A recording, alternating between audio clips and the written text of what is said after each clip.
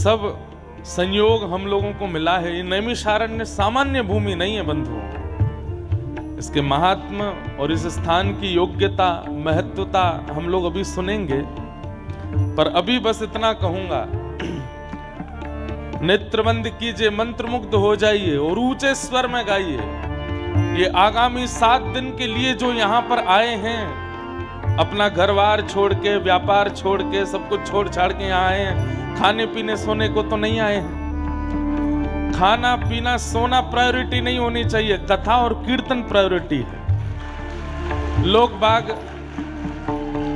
कई बार तीर्थों में जाते हैं, हल्ला इतना करते हैं, खाने की ये व्यवस्था नहीं, रहने की वो व्यवस्था नहीं, हमारी सोने की ऐसी व्यवस्था नहीं, पानी गर्म नहीं, ठंडा नहीं।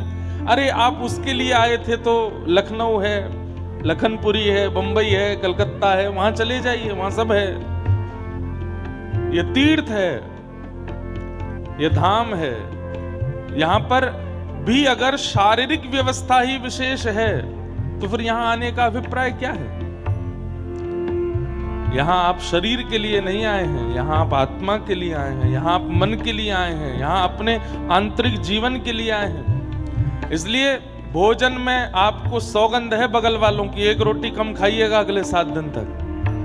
2 रोटी खाते हैं तो 1 ही खाइए, 4 खाते हैं तो 3 ही खाइए। 1 रोटी कम खानी है, यहां तप करके रहना है। 6 घंटे की निद्रा होती है तो 5 घंटे ही सोइए, 8 घंटे की निद्रा है तो 7 घंटे सोइए। यहाँ पर विषय भोग के लिए नहीं आए हैं, यहाँ तो भजन के लिए आए हैं। अद्भुत है ये भूमि, भाव से गाओ। केशव माधव हरि हरि बोल, केशव माधव हरि हरि बोल, मुकुंद माधव गोविंद बोल, मुकुंद माधव गोविंद बोल, प्यारे मुकुंद माधव गोविंद बोल, मुकुंद माधव गोविंद बोल, मुकुंद माधव हरि हरि बोल, मुकुंद माधव गोविंद बोल, हे केशव माधव हरि हरि बोल, केशव माधव हरि हरि बोल, हे हरि बोल, हरि बोल,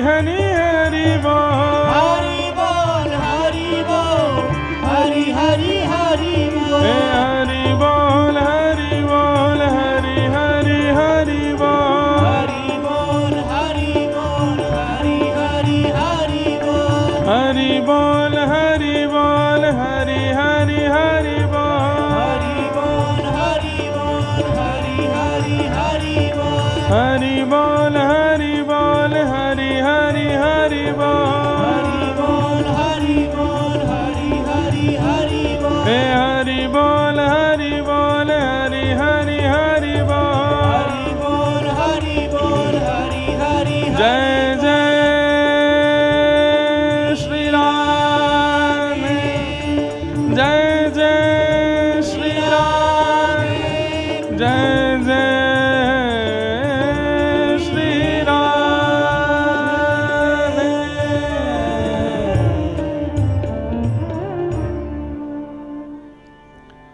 मुकुंद माधव गोविंद बोल, केशव माधव हरे हरि बोल, केशव माधव हरि हरि बोल, वृंदावन बिहारी लाल की, श्री राधा रमण लाल की, श्री राधा वल्लभ लाल की, श्रीमद् भागवत महापुराण की, श्री सूत जी महाराज की, 88,000 सौनकादि ऋषियों की, श्री सुखदेव जी महाराज की, श्री परीक्षित जी महाराज की, श्री वेदव्यास भगवान की, नैमिषारण्य क्षेत्र की, गोमती मैया की, तीर्थ चक्र की, चक्र तीर्थ की, अनंत बलवंत श्री हनुमान जी महाराज की, खाटू नरेश की, सब संतन की, सब भक्तन की, सब विप्रन की, 84 कोस ब्रजमंडल धाम की, गिरिराज धरण की, श्याम सुंदर श्री यमुने महारानी की जय, जय जय श्री राधे। नमः पार्वती पतये, हर हर महादेव। द्वारिकाधीश की जय। प्यारे श्री राधा गिरधर लाल की परम मंगल में परात्पर अखिलेश्वर अकारण करुणा वरुणालय भक्त वांछा कल्पतरु तड़िद्वित विनिंदित पीतांबरधारी श्री बालकृष्ण लाल की महती कृपा से उन्हीं के श्री वांग्मय विग्रह श्रीमद् भागवत के परम सानिध्य में हम आप सब लोग बैठे हैं। बारंबार उन्हें प्रणाम।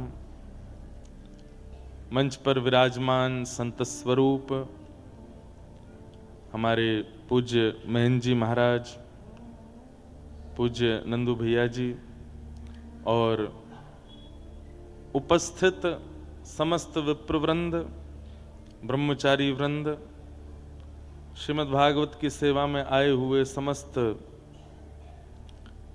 गंधर्वजन और आप सभी श्रोता भाई बंधु मातृशक्ति बालक मित्र सखा एवं समस्त नैमिषारण्य क्षेत्र के वृक्ष वल्लरी यहाँ का कड़कण सबको बारंबार जय श्री कृष्ण, जय सिया राम, जय सिया राम, जय श्रीमन नारायण, जय श्रीमन नारायण, जय जय श्री राधे। जय जय श्री राधे।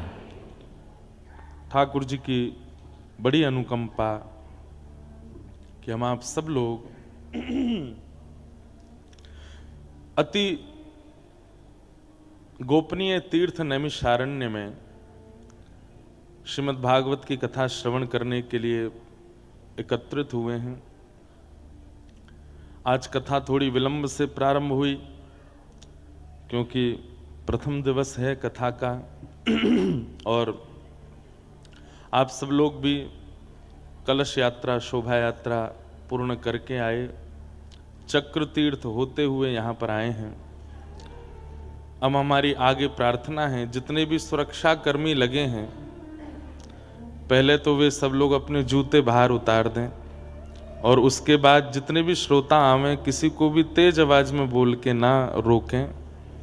ये सब ऋषि ही इनके रूप में आ रहे हैं और श्रोता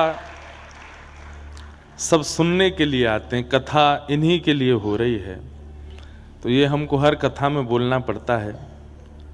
तो क्योंकि सारे तीर्थ कथा में आते हैं, कथा केवल व्यवस्थाओं से नहीं होती है।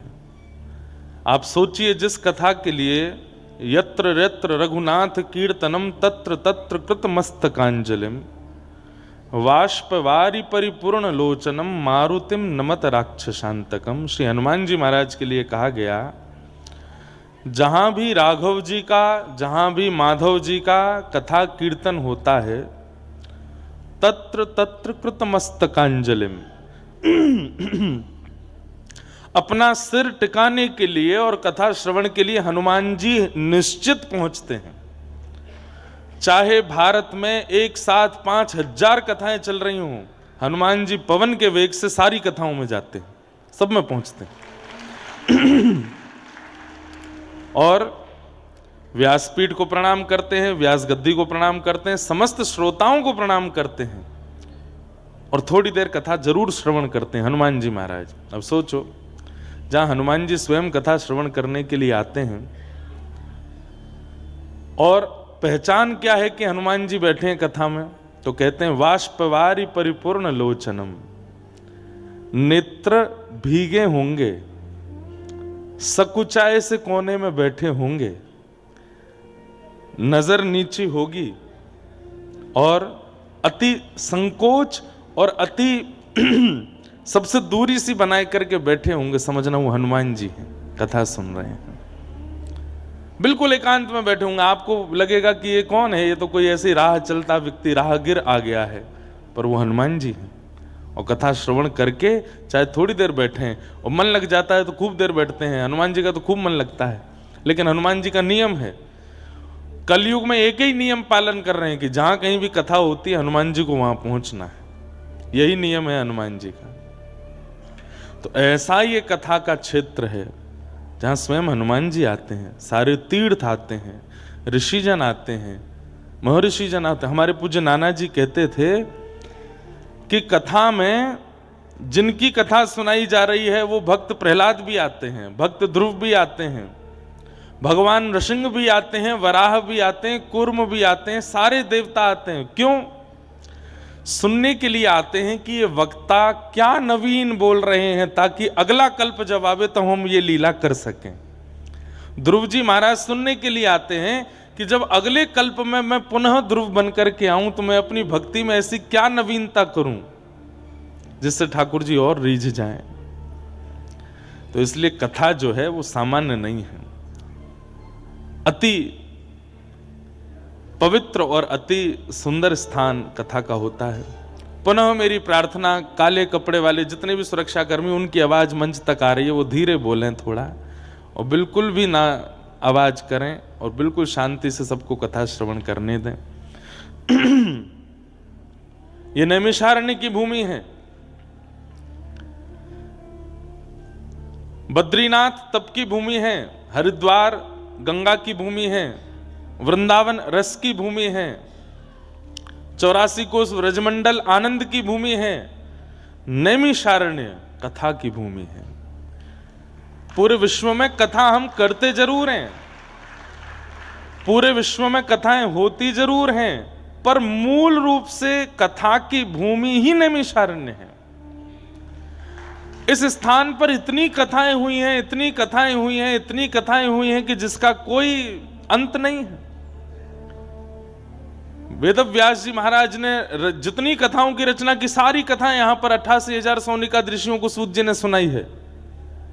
सबसे छोटी कथा से लेकर के सबसे बड़ी कथा भी यहीं हुई है।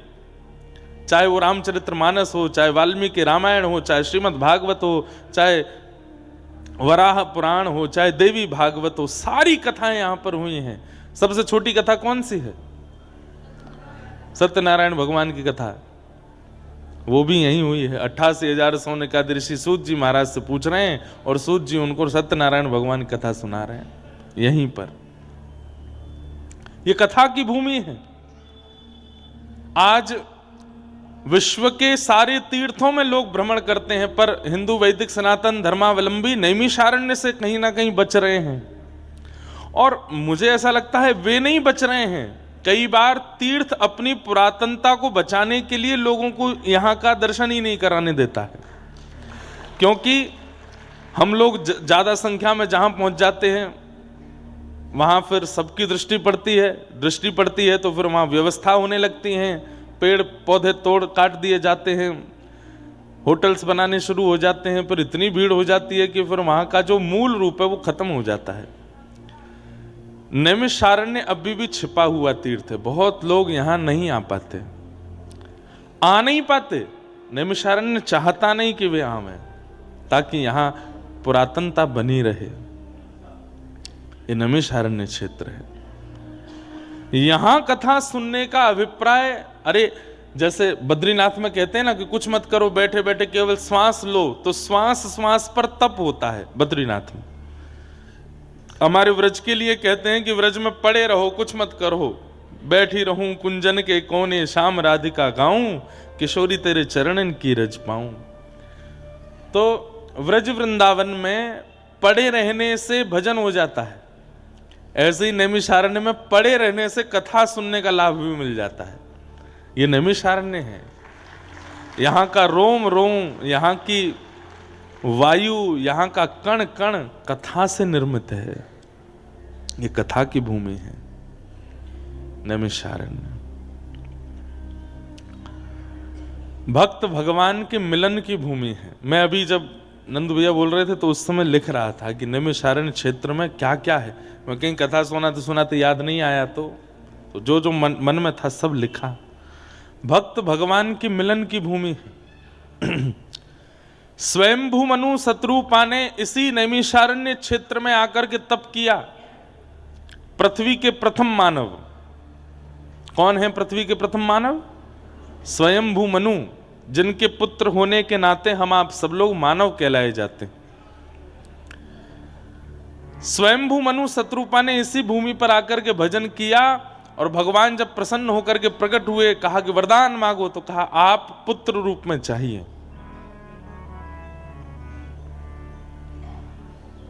तब स्वयंभू मनु शत्रुपा को ठाकुर जी ने आज्ञा की कि हे स्वयंभू मनु, जब कभी भी आप अयोध्या के राजा बनेंगे तब मैं आपका पुत्र बन करके आऊंगा। अब आप प्रतीक्षा करो कि आप अयोध्या के राजा कब बनेंगे। वही स्वयंभू मनु जब दशरथ जी के रूप में प्रकट हुए, श्री अयोध्या के राजा हुए, वहां के भुवाल हुए, तब ठाकुर जी ने नैमिषारण्य में दिया हुआ अपना वचन पूर्ण किया और प्रभु श्री राम के रूप में वहां अवतरित हुए। भक्त भगवान के मिलन की भूमि है। यही नैमिषारण्य में भगवान ने पुत्र बन के आने का आश्वासन दिया।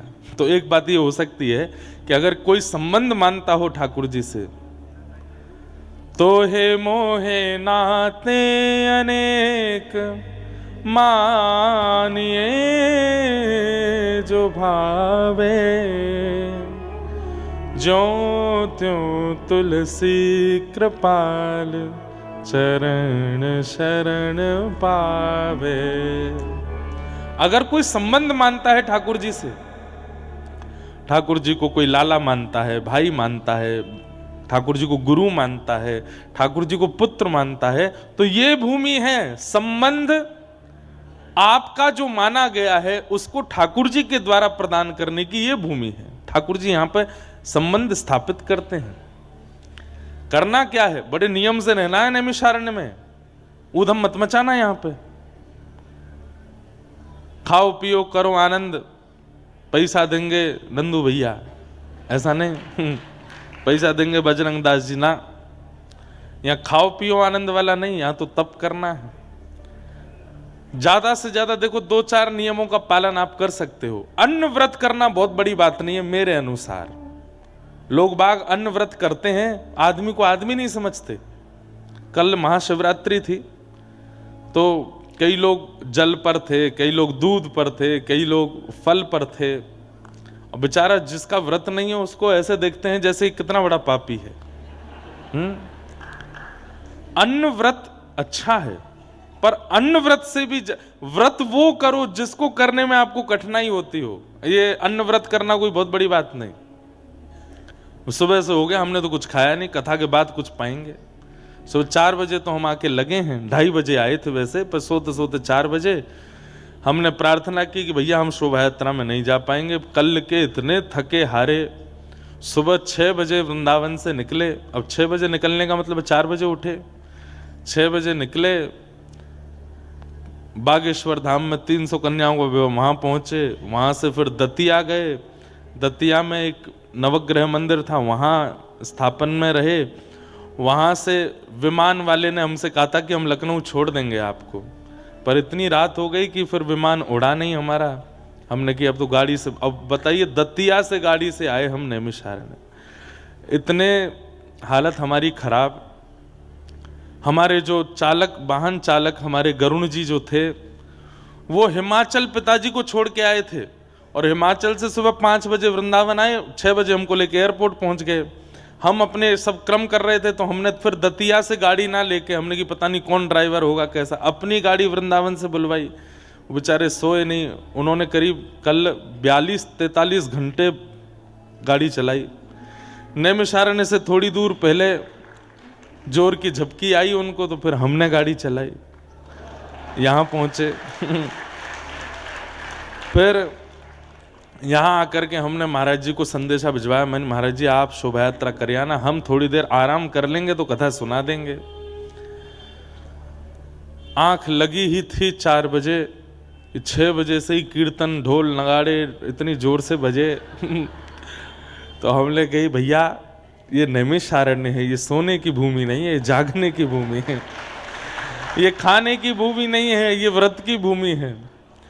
तो हमें लगता है कि अन्न व्रत जो है वो अच्छा है, पर हो सके मौन व्रत करो। और मौन व्रत भी कैसा होना चाहिए? कई लोग मौन व्रत करते हैं पर पास में एक कागज पेन रखते हैं। अब किसी पे गुस्सा आ रहा है, अब बोल तो सकते नहीं, मौन व्रत में है, तो उसको बुला करके गालियां लिख करके दे रहे हैं उसको। ऐसा मौन व्रत नहीं। व्रत कीजिए पर मौन व्रत कीजिए। व्रत कीजिए, क्रोध व्रत कीजिए। किसी को बहुत क्रोध आता है तो वो आज संकल्प ले ले कि अगले 7 दिन तक मैं क्रोध नहीं करूंगा, चाहे जो हो जाए, चाहे मेरी पत्नी, मेरे बच्चे, मेरे पति जो करें, मैं क्रोध नहीं करूंगा। बता के नहीं करे, नहीं तो वो जानबूझ के ऐसे काम करेंगे कि क्रोध आवे। बता के नहीं करे, बिना बताए कि अब ये चाहे जो कर लें, मैं क्रोध नहीं करूंगा। अगले 7 दिन नैमिषारण्य में क्रोध विहीन होना है। 8वें दिन आप अनुभव करेंगे कि आपका जो पूर्व क्रोध था वो नष्ट हो चुका है। कथा एक परहेज में रह करके सुननी चाहिए। हम लोग बिना परहेज में रहकर, परहेज भोजन का नहीं, व्यवहार का, विचार का, क्रियाओं का, वो परहेज करो। दूसरी बात, चलो क्रोध, काम, लोभ ये सब तो एक बात हो गई। कई दोष हैं हम सबके अंदर और हम उनको भली भांति जानते हैं कि ये दोष मेरे अंदर है। चाहे वो कुछ खाने का हो, चाहे वो कुछ पीने का हो, चाहे वो कुछ बोलने का हो, चाहे वो कुछ करने का हो, सब अपने दोष से भली भांति वाकिफ हैं। अपने दोष का व्रत करो। अगले 7 दिन तक इस दोष को उत्पन्न ही नहीं होने देना है मुझे, चाहे जो हो जाए। 8वें दिन आप अनुभव करेंगे कि कथा, औषधि और आपका परहेज, ये दोनों मिलकर के आपका निर्माण ऐसा करेंगे कि 8वें दिन जब आप वापस घर लौटेंगे तो वो दोष पुनः उत्पन्न नहीं हो पाएगा। होगा भी तो उस मात्रा में या उस रूप में नहीं हो पाएगा। तो कथा सुनने के अपने नियम होते हैं। और नैमिषारण्य जैसा क्षेत्र मिल जाए, कलकत्ता में कथा सुनी एक बात, बंबई में सुनी अलग बात, बड़ोदरा में सुनी अलग बात। यहां सुनने का मतलब क्या है? ये हॉस्पिटल है भैया, यहां पे भर्ती हुए हो तो ठीक होके ही जाओगे। अब कई लोग वीवीआईपी होते हैं, वो घर पे ही ग्लूकोज चढ़वा लेते हैं, तो डॉक्टर से बोलते हैं हमारे घर पे ही ग्लूकोज चढ़ा दो, हमको घर पे ही हमारा ट्रीटमेंट कर दो। तो डॉक्टर घर आ जाता है, पैसे ज़्यादा दे देते हो आप लोग, लेकिन फिर पता चली डॉक्टर के जाते ही चाय भी चल रही है, उसमें दबा दबा करके बढ़िया फाफड़ा जलेबी भी खा रहे हो, कचौड़ी भी उड़ा रहे हो। घर में तो सब खा पी लेते हैं, तो परहेज नहीं होता। उससे क्या होता है? रोग उचित रूप से ठीक नहीं हो पाता। तो ऐसे ही सब जगह कथा सुनने में कई बार जो हमारे मानसिक रोग हैं उनकी निवृत्ति कहीं ना कहीं संशय हो जाता है उसमें। लेकिन ये तो हॉस्पिटल है, यहां एक बार आए गए हो तो ठीक होके ही डिस्चार्ज हो गए सीधे। लेकिन उसके लिए नियम से रहिए, बहुत ध्यानपूर्वक रहिएगा। आप लोगों का इतना बढ़िया समय है, सुबह उठ करके बाल भोग करके सीधा कथा में आ जाइए। और कल से एक चीज़ और, जो लोग यहाँ पर यजमान हैं या जिन लोगों ने यहाँ पर अपना आकर के रजिस्ट्रेशन रूम वगैरह किया है, आप लोग 9 बजे आकर के यहाँ बैठ जाइए। बैठ करके अपना बढ़िया हनुमान चालीसा का पाठ कीजिए, थोड़ा कीर्तन कीजिए, अपना स्थान ग्रहण कर लीजिए, ताकि जो लोग कथा सुनने वैसे ही आ रहे हैं अपने घरों से, उनको भी जगह मिल सके। अब कहीं वो लोग पहले आके बैठ गए तो फिर आप में घमासान होगा, हमने पैसा दिए हैं, हमने रूम कराया है, हमारी जगह पर कैसे बैठ गए। इसलिए आप पहले आके बैठ जाओ, ताकि वो लोग भी आकर के अपना स्थान ग्रहण कर लें। मेरा बहुत हृदय से मन है, मैं आप लोगों को नहीं, वास्तव में हनुमान जी को और यहाँ के वृक्ष वल्लरियों को कथा सुनाने आया हूँ। पहली बार नैमिषारण्य आया हूँ। मैं इस अवसर से चूकना नहीं चाहता। सब जगह की कथा का अपना एक रूप होता है, यहाँ मैं मूल कथा ज़्यादा कहना चाहता हूँ। श्रीमद् भागवत के मूल विषयों पर ज़्यादा मैं प्रकाश डालना चाहता हूँ, क्योंकि ये कथा की भूमि है। यहाँ कथा से मेरी वाणी पवित्र होगी, इसलिए आप सब लोग उसमें सहायक बनिएगा। बहुत नियम से, बड़े प्रेम के साथ, बड़े आनंद से कथा सुनिए। 1 बजे तक कथा सुन के फिर अपना प्रसाद आदि पाइए, गोमती तट जाओ, चक्र तीर्थ जाओ, बढ़िया बैठ करके अपना नाम जप करो, माला करो, जितनी देर सेवा आदि हो सके खूब भ्रमण करो। ये नैमिषारण्य क्षेत्र में आप सब लाभ लीजिए, भक्त भगवान के मिलन की भूमि। इसी नैमिषारण्य क्षेत्र में प्रभु श्री राम ने अब अश्वमेध यज्ञ किया, और उस अश्वमेध यज्ञ में लव कुश ने आकर के अपने पिता को प्राप्त किया।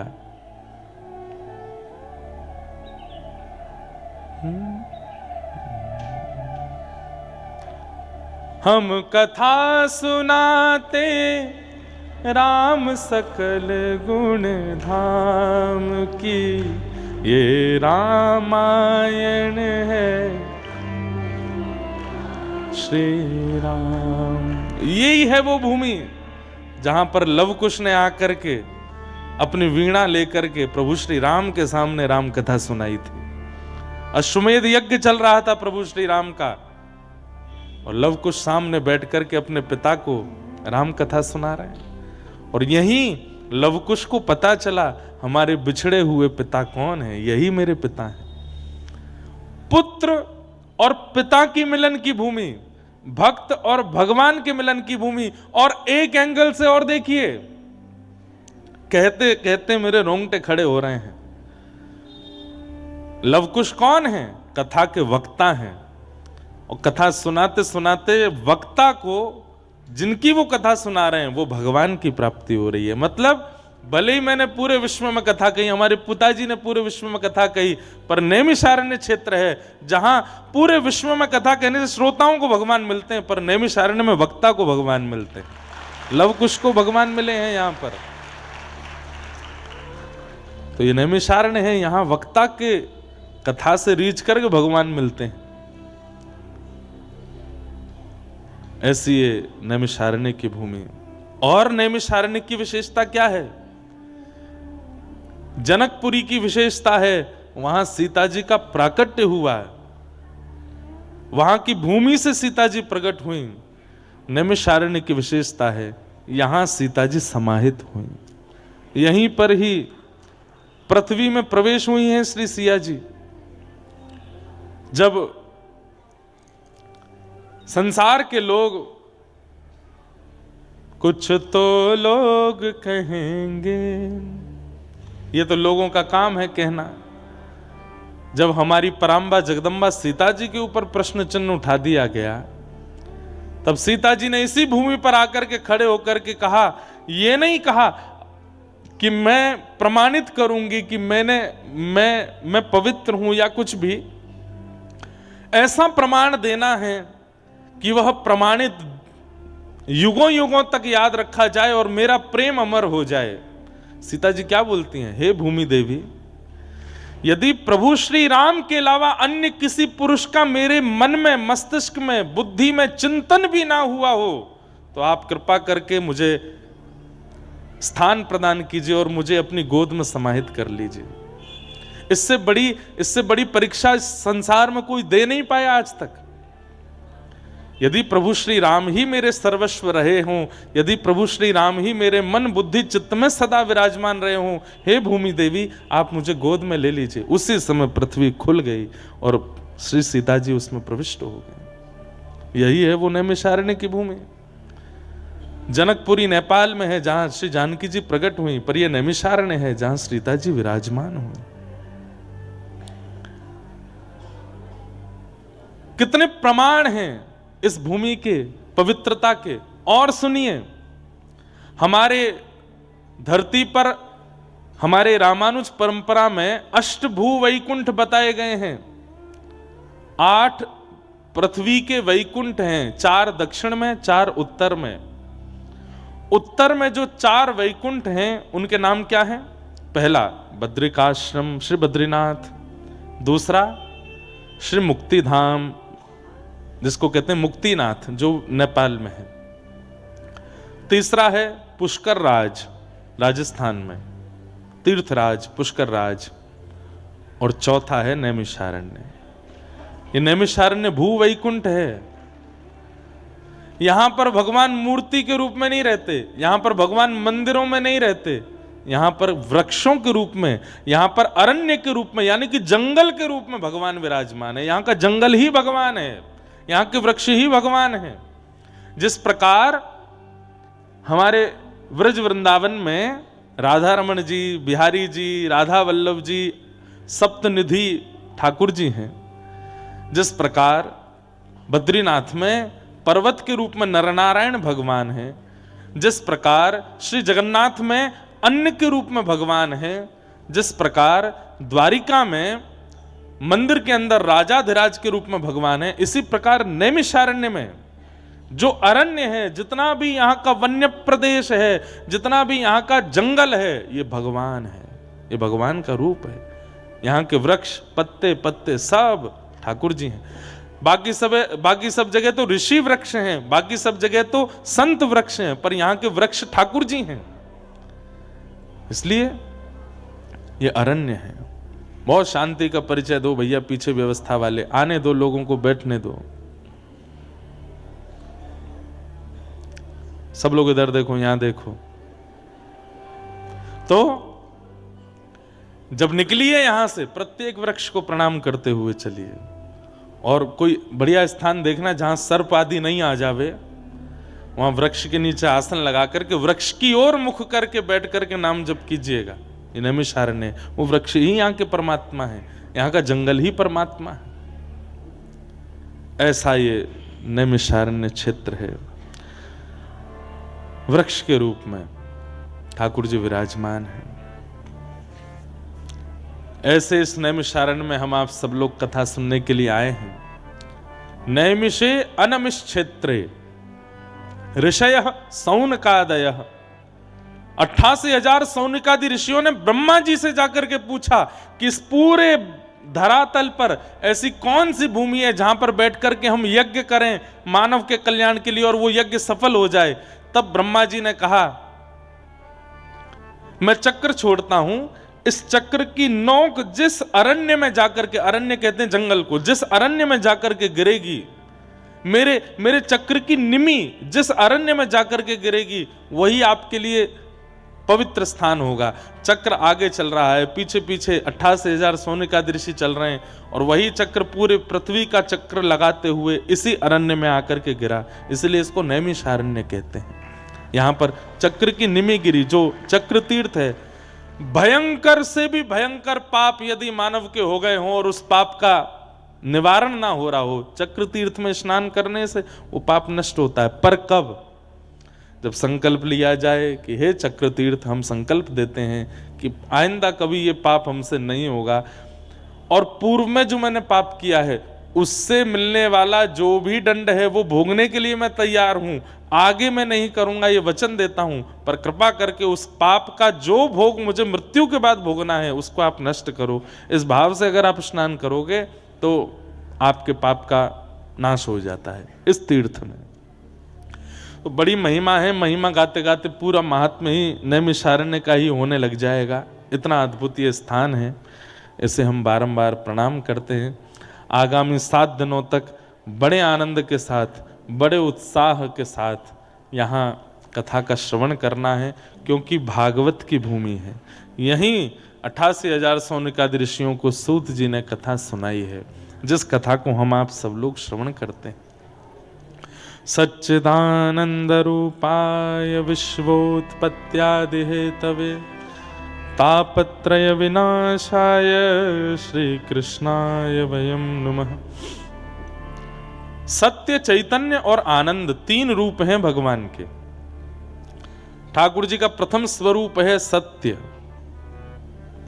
वे सत्य हैं। मैं इस भाव को ऐसा समझता हूं कि संसार में हर व्यक्ति के सामने उपस्थित होने पर भी आप असत्य का चिंतन कर सकते हो, पर ठाकुर जी के सामने आकर के आप कभी असत्य चिंतन नहीं कर सकते। व्यक्ति अपनी मां के सामने झूठ बोल सकता है, पिता के सामने झूठ बोल सकता है, पति पत्नी के सामने झूठ बोल सकता है, बच्चों के सामने, पिता, सबके सामने झूठ आ जाता है। बोल ना भी रहे हो तो मन में आ जाता है, पर ठाकुर जी के सन्मुख आकर के कोई व्यक्ति असत्य चिंतन नहीं कर सकता। अगर वो पाप करके आया है दुनिया को छुपा लेगा, लेकिन ठाकुर जी के आगे आगे हाथ जोड़ के बोलेगा आप सब जानते हो मैं कहां से आया हूं, क्या करके आया हूं, क्या क्या मैंने कर्म किए नाथ, सब पता है आपको, क्षमा करना नाथ। जिनके सामने असत्य चिंतन में भी नहीं आता, बोलना तो बहुत दूर की बात है, ऐसे परमात्मा जो हैं वो सत्य हैं। बंधु एक बात कहें, कई ऐसे महापुरुष भी हमारे जीवन में आते हैं, हम उनसे झूठ नहीं बोल पाते। उन्हीं को गुरु कहते हैं, जिनके सामने असत्य बोलने में भी, चिंतन करने में भी हृदय घबरा रहा हो। कई बालकों को मैंने देखा, अब उनके मित्रजन कहते हैं चल घूमने चलेंगे, माता जी उनसे कह दो कि हम पढ़ने जा रहे हैं। मैं झूठ नहीं बोल सकता, मैं सबसे झूठ बोल लेता हूं। मेरे को मेरी मां के आगे झूठ बोलने में घबराहट होती है। उसकी मां ही उसकी गुरु है। क्यों? क्योंकि असत्य चिंतन भी नहीं कर पा रहा है, ये बहुत बड़ी बात है। पर अभी तो ऐसा नहीं है, संसार में हर व्यक्ति के सामने आप झूठ बोल सकते हो, लेकिन कुछ धार्मिक लोग ऐसे हैं, कुछ आध्यात्मिक जगत के महापुरुष ऐसे हैं, उनके सन्मुख आप झूठ नहीं बोल सकते। उनके सामने असत्य नहीं निकलता है। उसके 2 रूप हो सकते हैं, या तो उस व्यक्ति के चित्त में वास्तव में ठाकुर जी बैठे हैं इसीलिए आप असत्य नहीं बोल पा रहे, या फिर वही व्यक्ति आपका गुरु है, आपका पथ प्रदर्शक है, आपकी आत्मा समझ गई है उस बात को, इसलिए आपको झूठ बोलने से रोक रही है। बोले कि इसके सामने झूठ नहीं बोलना, यही तुम्हारा कल्याण करेगा, यही तुम्हारा उद्धार करेगा। ठाकुर जी के आगे और जिस व्यक्ति के आगे आप असत्य ना बोल सको, वो परमात्मा है। भगवान का प्रथम स्वरूप है सत्य। ठाकुर जी का दूसरा स्वरूप है चैतन्य। बहुत ध्यान से सुनिएगा, जड़ नहीं है भगवान, चैतन्य है। आज पीछे खाटू श्याम जी भगवान विराजमान है, यहां पर बालकृष्ण प्रभु विराजमान है, यहां पर राम दरबार विराजमान है। अभी आप अंदर गर्भगृह में जाके स्पर्श करोगे तो आपको जड़ता का अनुभव होगा। आपको लगेगा ये धनुष जड़ है, हाथ जड़ है, मुख जड़ है, छाती जड़ है, चरण जड़ है, सब जड़ता का अनुभव कराएंगे, पाषाण का अनुभव कराएंगे। मुझे ऐसा लगता है कि ठाकुर जी हमारे साथ खेल रहे हैं। कौन सा खेल खेल रहे हैं? विष अमृत एक खेल खेलते थे हम लोग बचपन में, और उसी के जैसा एक और खेल खेलते थे, उसको अंग्रेजी में हम सब बच्चे, हमारी उम्र के बच्चे खेलते थे, आपकी तो पता नहीं, हमारी उम्र के बच्चे खेलते थे स्टैचू। उसमें क्या 10 तक गिनती गिनो, 1 2 3 4 10 तक गिनो, और वो बालक ऐसे आंख बंद करके 10 तक गिनती गिनता था, तो पीछे उसके सब मित्र लोग अलग अलग आकृति बनाते थे, और जैसे ही 10 पूरा होता था वो पीछे मुड़ के देखता था तो सब स्थिर हो जाते थे। कोई ऐसे हो गया, कोई ऐसे हो गया, कोई ऐसे हो गया, सब अपनी आकृतियां बना करके स्थिर हो जाते। अब जिसने 10 तक गिनती गिनी उसका काम है, बोले क्या, ये जितने लोग मूर्ति बने हैं इनको हंसाओ, बिना छुए इनको चलाओ, इनके हाथ पांव डुलाओ। मुझे लगता है ठाकुर जी भी हमारे साथ वही खेल खेलते हैं। हम 9 तक गिनती गिनते हैं, 9 महीना मातृ गर्भ में रहते हैं, और जैसे ही 9 महीना बाद प्रकट होते हैं सो ठाकुर जी स्थिर हो जाते हैं। बोले अब तू मुझे भजन के माध्यम से, कथा के माध्यम से, कीर्तन के माध्यम से, सेवा के माध्यम से, परिक्रमा के माध्यम से, कैसे भी करके मुझे चला के दिखा। और एक और बात, अगर तुमने मूर्ति बने हुए उस व्यक्ति को हिला डुला नहीं पाए तो हार आपकी है। ये मूर्तिमंत खड़े हैं पर मीराबाई ने इनको चला दिया। ये मूर्तिमंत खड़े थे पर गोस्वामी तुलसीदास जी ने इनको हंसा दिया। ये मूर्तिमंत खड़े थे पर सूरदास जी ने अपने पदों से इनको रुला दिया। नरसिंह मेहता ने इनको नचा दिया। पर हम आप सब लोग आज तक इतनी उम्र निकल गई हमारी, आज भी ऐसे ही खड़े हैं। इसका मतलब हम हार रहे हैं, हमारी हार हो रही है, ये आज तक सचल नहीं हो पाए। ये चैतन्य ही हैं पर जड़ता का खेल खेल रहे हैं हमारे साथ में। और मानो हमें कहते हैं कि तुम कर सको तो मुझे चला के दिखाओ, मुझे डुला के दिखाओ, तुमको चैलेंज है। पर इनकी जीत हो रही है, इनकी विजय हो रही है, ये जीतते ही जा रहे हैं और हम हारते जा रहे हैं। आज तक इतना समय निकल गया, अभी तक भी इनको चला फिरा नहीं पाए। नरसिंह मेहता, आहा, ऐसे कीर्तन में तल्लीन रहते थे। उनके पिताजी का श्राद्ध होना था, नरसिंह मेहता जी के। बड़े भाई ने घर से निकाल दिया था नरसिंह मेहता जी को। तो नरसिंह मेहता जी बोले, बड़े भैया ने तो निकाल दिया, तो मैं अपने पिता का श्राद्ध स्वयं कर लेता हूं। नरसिंह मेहता अपने कुल पुरोहित के पास गए तो कुल पुरोहित बोले कि भैया हमने तो तुम्हारे बड़े भैया को बोल दिया कि हम सब तो उनके घर जाएंगे प्रसाद पाने। सब लोग ध्यान से सुनना। और एक बात बोलूं, एक पुण्य का काम और है इस जगह पे कथा सुनना। अगर बगल वाला सो जाए तो कोहनी मार के उठा दो, बहुत बड़ा पुण्य मिलेगा आपको। अभी तक कोई सोया नहीं है, अभी तक तो सब बढ़िया ही है, पर यहाँ की हवा ऐसी है, यहाँ पे अभी भी ठंडक है, अभी भी बहुत बढ़िया माहौल है, यहाँ पे शुद्ध वायु चल रही है, आसपास पूरा जंगल प्रदेश है। और सुबह सुबह की कथा है, बाल भोग करके निद्रा आना स्वाभाविक होगा। इसलिए बगल वाला सोवे तो आप पूरी ताकत से कोहनी मार के उसको उठा सकते हो। उसको लग जाएगी तो भी आपको दंड नहीं मिलेगा, आपको पुण्य मिलेगा, आपने उसको सोते हुए को उठाया है। इसलिए कोई सो जाए तो उसको उठा देना। हाँ, तो नरसिंह मेहता, बहुत ध्यान से सुनिएगा, भाई ने घर से निकाल दिया, कुल पुरोहित के पास गए तो कुल पुरोहित जन भी सब बड़े चिढ़ते थे। ब्राह्मण जन भी, ये नागर वंशीय ब्राह्मण थे तो ब्राह्मण भी इनसे बड़े चिढ़ते थे। क्यों? बिना वेद शास्त्र पढ़े, बिना कुछ भजन, बिना कुछ विद्वत्ता की बात किए इतनी भीड़ क्यों लगी रहती नरसिंह मेहता के पास, इसलिए वो भी जलते थे। नरसिंह मेहता ने कुल पुरोहित से जाके कहा, मेरे पिता का श्राद्ध है, आप प्रसाद पाने आओगे? तो कुल पुरोहितों ने भी कह दिया कि हम तो तुम्हारे बड़े भैया के यहाँ जाएंगे, उन्होंने हमको पहले निमंत्रण दिया है, तुम अपनी व्यवस्था कुछ और करो। तो नरसिंह मेहता बेचारे ढूंढने लगे, अब मेरे यहाँ कौन ब्राह्मण आएंगे, किसी अन्य ब्राह्मण के पास गए तो उसने मन में विचार किया कि नरसिंह मेहता को इतनी बड़ी व्यवस्था बता दो कि अपने आप मना कर दे। क्या व्यवस्था बताई? बोले कि देखो नरसिंह, तुम्हारी छवि जो है वो पूरे जूनागढ़ में खराब हो गई है, पिता का श्राद्ध है और छवि बनाने का भी एक बढ़िया समय है। तो बोले क्या करना है?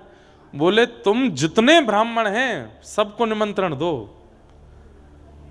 तो नरसिंह मेहता बोले आप जाके सबको बोल दो, मुझे कोई दिक्कत नहीं, मैं सबको प्रसाद पवाऊंगा। नरसिंह मेहता ने सोचा 200-300 ब्राह्मण होंगे, और उस ब्राह्मण ने जाके 4000 परिवारों को निमंत्रण दे दिया। नरसिंह मेहता बेचारे बड़े सामान्य से थे, इतनी ज्यादा व्यवस्था उनके पास थी नहीं। मैं एक बात इसलिए सुना रहा हूं कि उन्होंने जड़ ठाकुर जी को चैतन्य कर दिया। नरसिंह मेहता जी ने कैसे? 4000 ब्राह्मणों को निमंत्रण दे दिया। नरसिंह मेहता ने घर जाकर के पत्नी से कहा 200-300 ब्राह्मण आएंगे, तुम प्रसाद की व्यवस्था करो। हैं 200-300 ब्राह्मण? यहां पे 2 लोगों की प्रसाद की व्यवस्था नहीं, घर में तुम 200-300 ब्राह्मणों को निमंत्रण दिया है? वैकुंठ में बैठे बैठे द्वारिकाधीश रुक्मणी जी से कह रहे हैं, बोले 200 नहीं है, 4000 आने वाले। रुक्मणी जी मेरा नरसिंह फंस गया। रुक्मणी जी बोली अब क्या होगा? बोले देखो आगे क्या होता है। नरसिंह मेहता जी बोले देवी 200 ब्राह्मणों की प्रसादी बनाओ। बोले कहां से बनेगी, हमारे यहां व्यवस्था नहीं। बोले मैं एक काम करता हूं, एक सेठ जी हैं वो मेरा कीर्तन कराते हैं, मुझसे बहुत प्रेम मानते हैं, मैं उनके यहां से थोड़ा कर्जा ले आता हूं और उससे हम 200 ब्राह्मणों का भोजन करा देंगे, जाओ।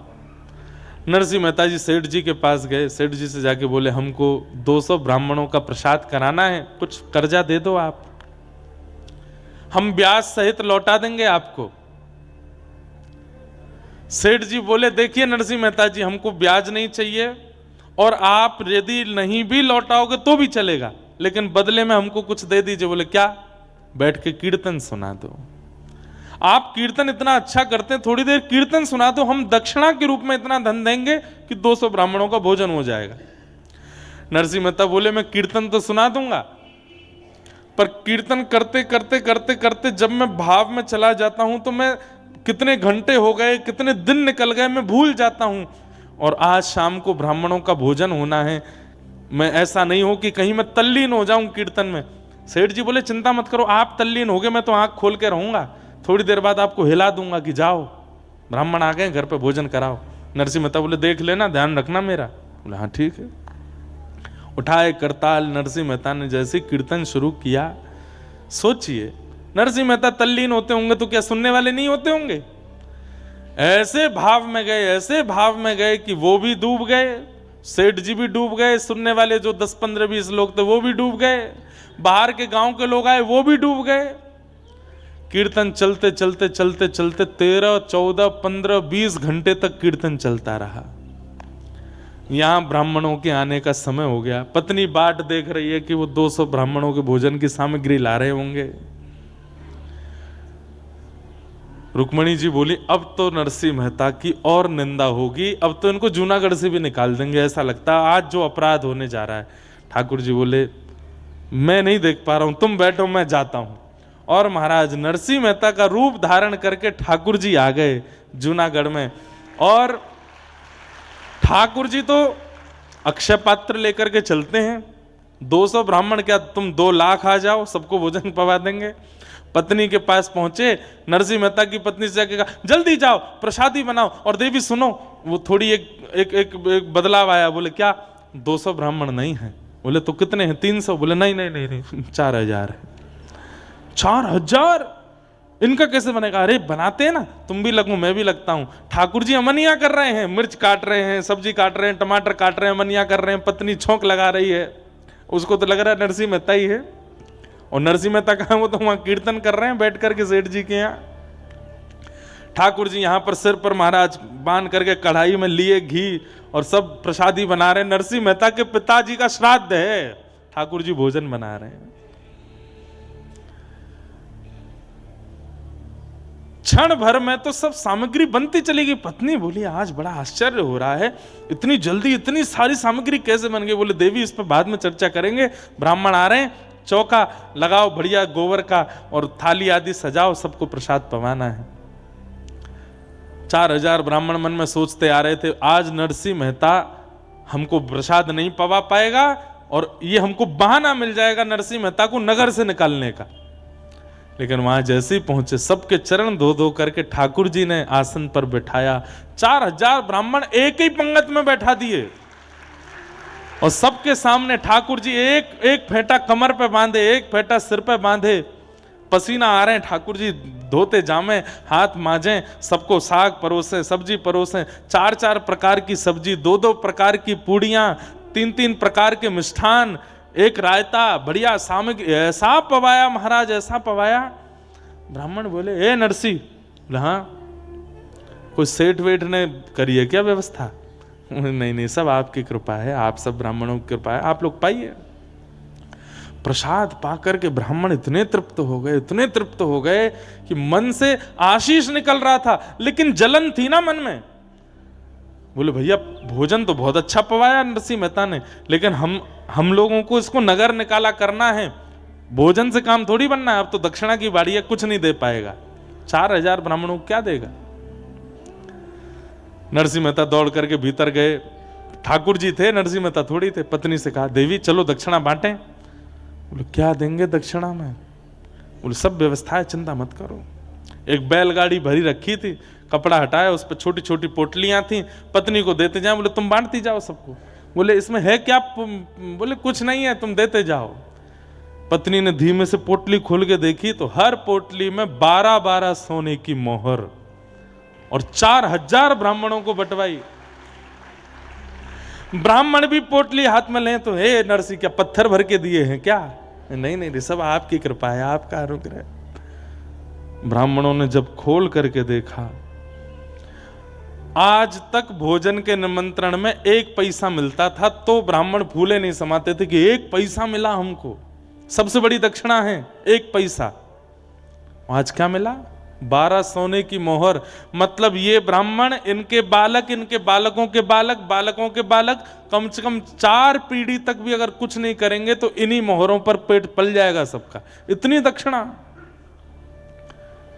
देख करके सब ने तो भैया नरसिंह मेहता और पत्नी दोनों को एक साथ बैठा करके ब्राह्मणों ने स्वस्ति वाचन किया, ऊपर अक्षत डालने। अरे नरसिंह मेहता जी, मैं तो कहता हूं नरसिंह मेहता जी के पिता कितने भाग्यशाली कि उनके श्राद्ध में ठाकुर जी ने भोजन बनाया, अपने हाथ से पवाया।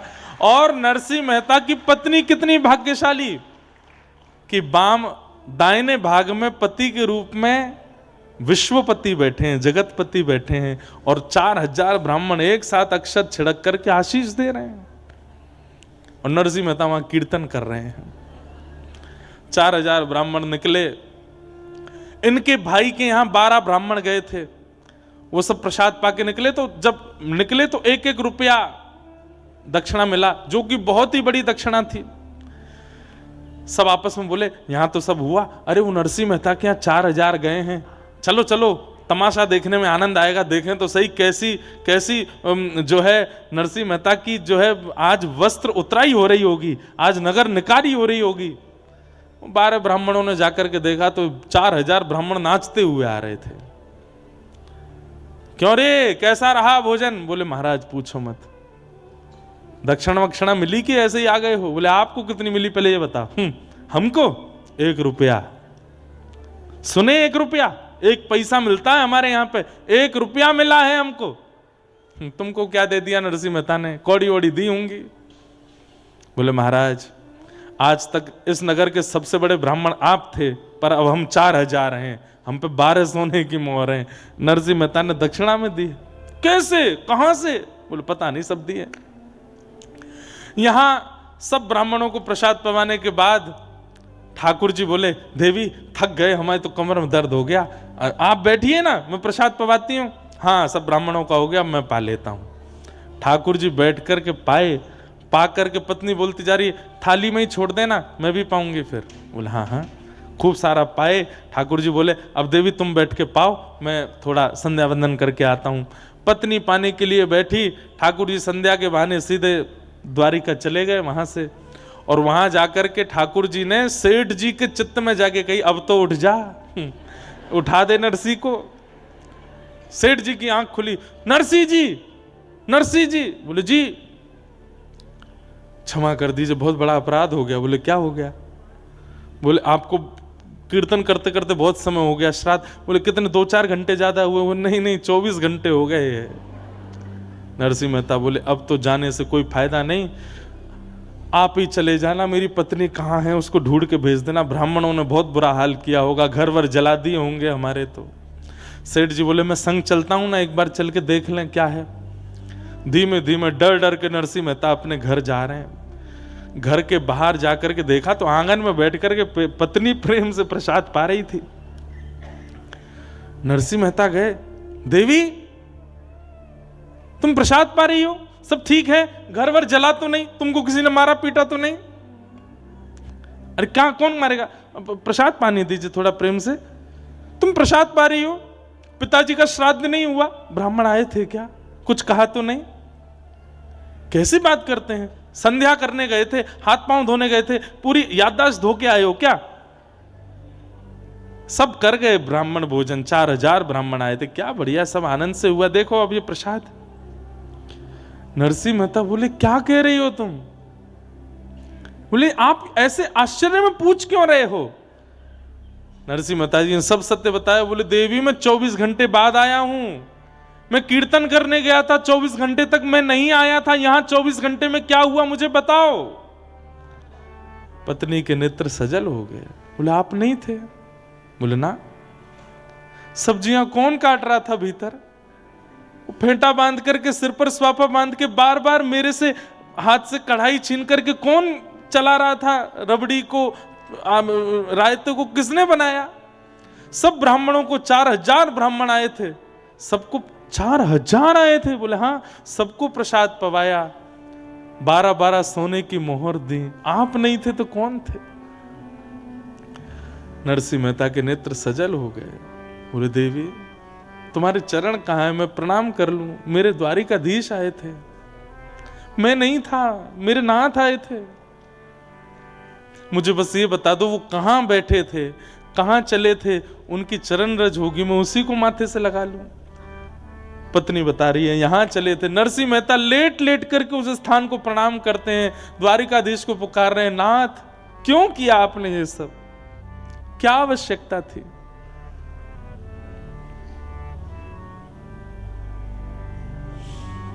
अद्भुत हैं ठाकुर जी।